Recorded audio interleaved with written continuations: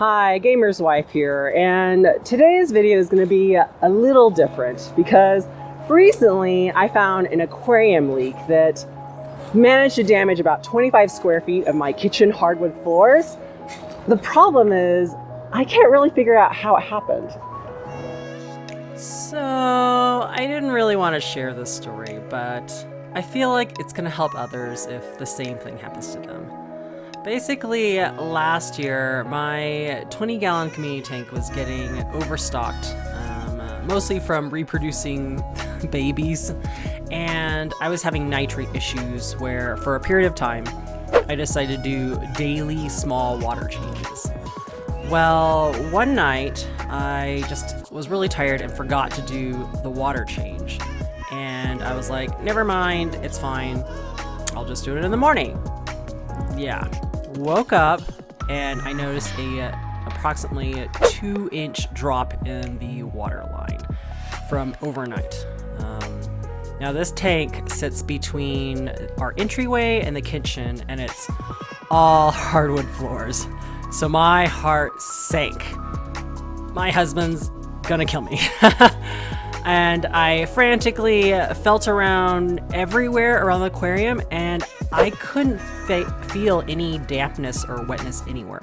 I mean, I'm checking the floors, the stand, the tank, of course. Thankfully, the electrical stuff was all dry, but I have no idea what happened. You know, I mean, surely 2 inches couldn't evaporate out of a 20-gallon tank overnight. Unfortunately, I had to run my son to school, so I didn't really have time to troubleshoot anymore. Well, by the time I came back, my husband was awake, and he noticed something that I didn't, which was that while everything was dry, the hardwood floor itself was actually uneven. The seams, everywhere where the wood boards, I guess, would meet, the seams were higher. And I guess this is called cupping, where each of the boards was kind of like a slight U shape or cup shape. Complete panic. Was it from the aquarium, the dishwasher, the washing machine? I mean, it's probably from the aquarium, right? Because 2 inches went somewhere. But how? And then all of a sudden I got this thought, like God reminded me, wait a second. For the past few days, the filter has been making a funny sound. I've actually got 2 filters in there, a sponge filter and a hang-on filter. And you know how you can just tell, like, when something is off? Like, oh, it doesn't sound the same way it normally does, like the way the water hits it. And I remember for the past few days, my hang-on back filter just kind of sounded a little off. Like, when I would look at the water flow portion of the hang-on back filter and the way it hit the water and the way it kind of caused bubbles or, you know, movement in the water, it wasn't the same. So I open this is an Aqua Clear 50. I open it, and the type of filter media I have is sponge, foam, the foam insert. I've got bio beads, and on the top I've kind of got like a filter floss pad. Well, I had been lax in cleaning the filter recently. And you know what happens to your hang-on back filter's filter media when you don't do it. It had basically started swelling up with detritus and mold and other gunk that had gotten caught in there.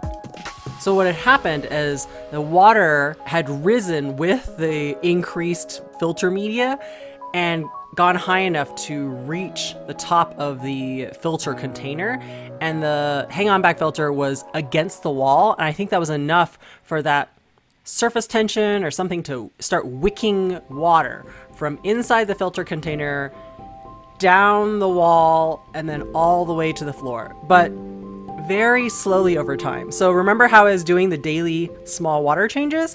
I was filling the water back up every single day. So I didn't notice this for several days. So who knows how much water in total actually got out of my aquarium.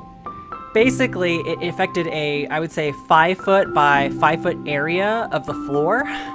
And my husband was not happy about this. He was very concerned about, obviously, the hardwood floor damage, but also like mold issues, and did it get into the basement, and we have stuff in the basement. Like, we were kind of at a point where I'm not sure if we should keep aquariums anymore, right? Like, total panic mode.